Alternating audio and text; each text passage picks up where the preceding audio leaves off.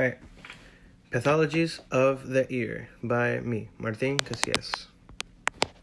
All right, first we're going to start with the outer ear, which is the auricle, which is also made from elastic cartilage.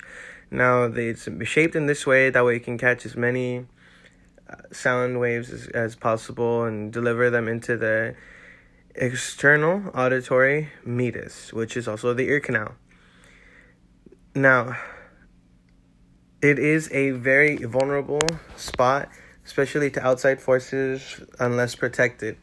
Now, this would mean someone grabbing it getting caught in something. For example, if you were to wear jewelry, it makes it a very easy thing to grab and tear and pull because it gets a focal point that goes through the ear. Anyway, it's a very sensitive organ that people don't pay too much attention to, but honestly, it can cause a little bit of damage because of the things in the inner ear. Inner ear, it has two main functions. First main function is sound translation, which is in the cochlea, that snail shell thing in the image on the right side. Now, the cochlea is responsible for sound translation, which means that it takes vibrations in the air that comes through the outer ear and in through the ear canal and translates it into things that we can recognize. For example, if I were to snap my fingers, it would take the sound vibrations through the snap and take it all the way to the brain, and that would tell the brain, oh, that's a snap. That's something we can recognize. Another thing is a sense of equilibrium or balance, which is the semicircular canals. You can see the semicircular canals in the image, the three half-circle things, the purple ones, and they are filled with fluid. Now, if we were to turn our head any given way, the fluid would move, and that would tell our brain that we are at this specific position or this orientation. So it's kind of how we can tell where we are, how we are, and what position we're in. For example, if you were to ever play those kids as a game where you put your head on the pole and just turn around as fast as you can and spin around, and it makes you dizzy and you start falling down and you don't know why. Well, yeah, I know how. I have perfect muscle control and everything. Not exactly, because when you do that, all the fluid inside those three canals is jarring and moving around that your brain doesn't know exactly what the hell's going on. And it's a nice target, honestly. That ear, the inner ear, is a nice target for any fight because honestly, that's my opinion, because you get two things in one stone. You get their temporary loss of hearing and you get them discombobulated. And believe you me, getting discombobulated in the middle of a fight is not a good thing. Injuries to the ear. One of the main ones and one of the obvious ones, especially to the picture on our right side, is a tearing of the ear. It can be caused by pulling. For example, when you have piercings, you can pull those earrings right off, and dang it, they're going to leave a heck of a scar. And bleeding can be controlled through just some gauze, some wrap. Just make sure you clean it up. Not that bad. The problem is you can also lose part of your ear, and that will not grow back. That'll just close up, which is kind of a bummer, so you want to protect your ears. Another thing is otitis externa, which is swimmer's ear. It's an infection of the external auditory meatus. And as I said before, the external auditory meatus is just another way of saying the ear canal. Another thing would be trauma to the inner ear can cause temporary loss of equilibrium. So, for example, if you were to take both hands and pop someone in the ears, there's a possibility of a ruptured eardrum. You can pop the eardrum right there, and in doing so, that loud sound and that just shaking and disruption to the inner ear can cause your whole system right there to just kind of jar and kind of just go, what the hell? And it can make someone lose their senses for just a couple seconds. And that's not good, especially if you were able to actually pop the eardrum, which actually is not that hard to do, which is kind of why we are very sensitive to the ear. If something flies by and touches your ear, your whole body just goes, whoa, and you kind of move out of the way. Another thing is cauliflower ear, which is perichondrial hematoma. It's a buildup of fluids from excess rubbing and trauma to the ear. This is most common in MMA fighters and wrestlers and such. Here's a picture right here on the right side. There's a lot of fluid buildup in the ear, and in most cases, it's kind of left because people just don't want to deal with it because it's not painful, but it's just kind of there. And some people just let it go and go, I'm not going to drain it. So that's when you get the cauliflower look. A very clunky and weird looking. I wouldn't want it. Easy ways to prevent these injuries, which is what we're all about, because we want to make sure these athletes are performing at their number one peak physical condition. Number one, easiest one, wear ear protection. And that mostly goes for your own sport. For example, you have, water polo players who wear the helmets that protect the ears, because the ears are one of the worst parts that you can get an injury on, especially in water polo. Some people have been known to get their ears torn off because people try to push each other down, and with sharp fingernails, which is a tactic in water polo to get your opponents off their game and to kind of hurt them a little bit. It kind of sucks, but it happens. They'll push their head down and their hand will slide, and they'll catch them with their sharp nails and just tear it off. Doesn't take that much to tear off an ear.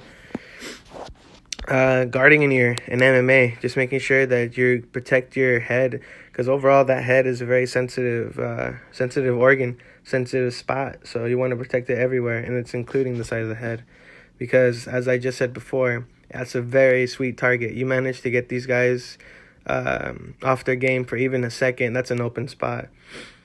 And sports where this can be a problem would be MMA, boxing, wrestling, and swimming and water polo.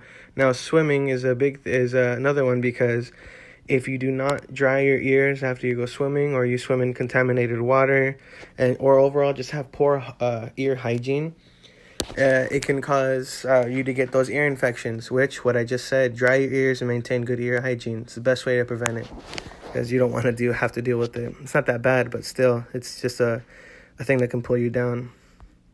Recognition and management of these things. For tears and cuts during a fight, bleeding and swelling is going to happen. You can't really do much about it, but in between the rounds, you can gauze it up and use a cold compress to reduce swelling. You can do that with any kind of injury to the face, really. After fight, if the fight went on, get some stitching done probably if necessary, but more than likely it's not going to be too necessary. Only if the injury gets any worse. For popping of the inner ear, possible rupture in the tympanic membrane, which is the eardrum, and you're going to hear a ringing and a sharp pain to the ear. And it's the only thing you can do, honestly, with that is let it heal on its own. Not much you can do. And if you do get that direct hit to the ear canal, it can cause that pop in the inner ear, and it's going to be extremely painful. And worst part is it's going to disorient you for a couple seconds. Now, the worst part about this kind of thing is because usually injuries, they kind of happen on their own and they're their own thing. But when this kind of thing happens, especially in this kind of sport, people know to take advantage of it. And unfortunately, most times when it does happen, it's going to result in a knockout strike that follows, which now, instead of just having an ear poppage and a torn ear or bleeding ear or something, you're going to also going to have to look for concussions and other profuse bleeding from when they hit the ground on their floor, because they're going to be knocked out, which is sucks, but it's part of the sport. So we just have to make sure we keep an eye on it and know what we have to look for and treat accordingly. And when it comes to infections, there's going to be redness, swelling, and heat radiating from the ear. And the best thing you can do from that is just rest it up and take some anti-inflammatories to reduce swelling, or take some,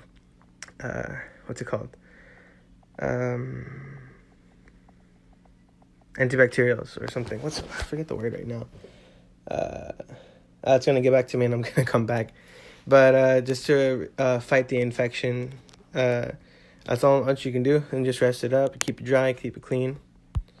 Rehabilitation. In most cases, the best thing to do, like I was saying right now, is rest it and ice it. Icing would be if it's been torn and it's swelling and it's hot and red and very sensitive.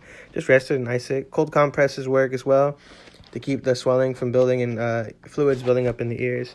And keeping your ear clean and dry is the best way. And I would avoid lifting for max weight on the ear deadlifts. Very highly recommend it because ear day, this is not going to be your day when you have an injured ear. 5 questions for this little presentation of mine. Number 1, what are common sports in which your ears can get injured? I'll give you 5 seconds.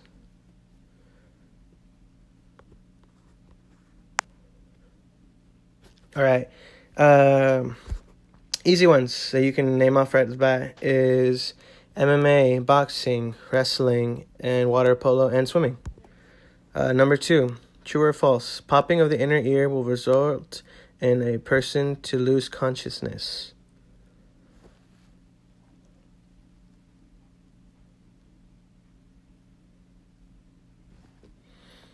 False. Popping of the inner ear will result in a person to lose their sense of equilibrium. That is not the same as losing consciousness.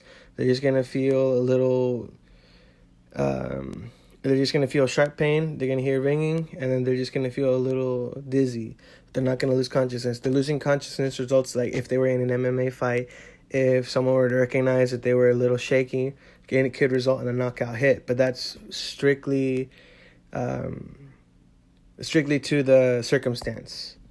Number 3, what is the scientific term for cauliflower ear?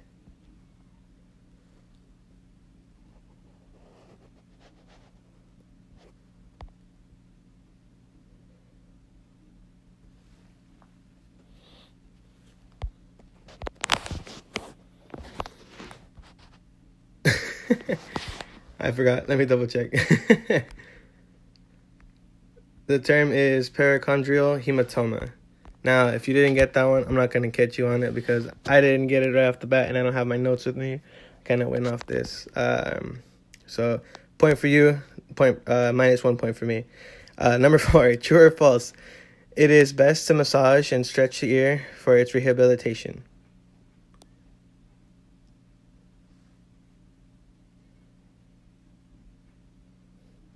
False. Leave that sucker alone.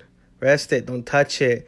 If you need to, every now and then ice it, but you're not going to need to do anything with that thing.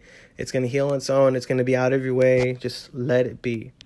And number 5, the inner ear is responsible for A, listening. B, is responsible for itself. C, sense of equilibrium. D, cauliflower ear. Or E, A, and C.